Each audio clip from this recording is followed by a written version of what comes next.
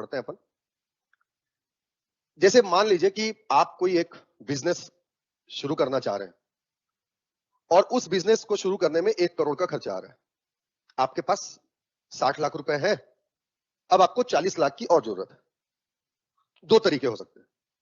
एक, आप बैंक के पास जाएंगे, 40 लाख मांगेंगे बैंक से, बैंक जो आपको पैसा देगी वो लोन हो गया। मतलब एक, आप लोन से फुलफिल कर सकते हैं, बट लोन एक लिमिटेड अमाउंट तक ही हो सकता है। और एक तरीका यह हो सकता है कि आपने लोन नहीं लिया, आपने अपनी कंपनी के शेयर्स जारी कर दिए, आपने इक्विटी जारी कर दिया कि भाई 60 लाख मेरा है, यानी 60% का मालिक मैं, जो इसमें जुड़ना चाहता है 40% आपने तय कर दिया, 1-1% या 1-1 शेयर की कीमत तय कर दिया, और आपने इन्वेस्टमेंट मतलब उनको बोला कि आप पैसे लगाओ, और आप जितना % पैसा लगाओगे उतना % प्रॉफिट कमाओगे। भाई 100 रुपया आएगा, अगर प्रॉफिट 60 इसका, 40 में बाकी लोग जितने लोग हैं। तो धन इकट्ठा करने का एक तरीका यह होता है निवेश, ठीक है ना। तो इसी तरीके से जब भारत में कोई काम होता है किसी भी फील्ड में, किसी भी सेक्टर में, तो वो कंपनी, जो भी उस सेक्टर की कंपनी है जो काम कर रही है, या कोई विभाग उस काम को कर रहा है, तो वहां पर जितना पैसा लगा सकते हो लगा लिए, बाकी के लिए इन्वेस्टमेंट के लिए ओपन कर दिया कि बाहर से आकर के आप कितना इन्वेस्टमेंट कर सकते हो।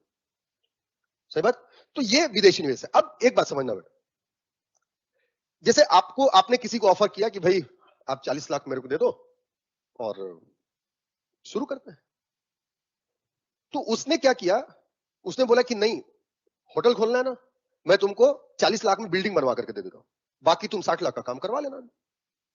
उसने पैसा आपके हाथ में नहीं दिया, डायरेक्ट प्रोजेक्ट पर लगा दिया। अब जब वो लगा दिया, वो फंस गया।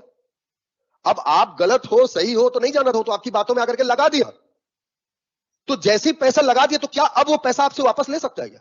नहीं ले सकता।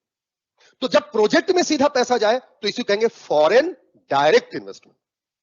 प्रोजेक्ट में सीधा लगा दिया, और जब लग गया एक बार तो खींच नहीं सकता, इसलिए ये स्थायी होता है। इसलिए हर देश चाहेगा कि उसके यहां एफडीआई आए। हर देश एफडीआई चाहता है। एक दूसरा तरीका, उसने आपको पैसा दे दिया, आप वो व्यक्ति हो जो करने वाले हो, उसने आपको पैसा दे दिया, वो घर गया, किसी ने भड़का दिया, अरे गलत आदमी हो यार, उसको मत देना पैसा। अब वो आ गया आपके पास मांगने के लिए, उसने काम पर पैसा नहीं लगाया, उसने संस्था पर पैसा लगाया जिसको वो काम करना है।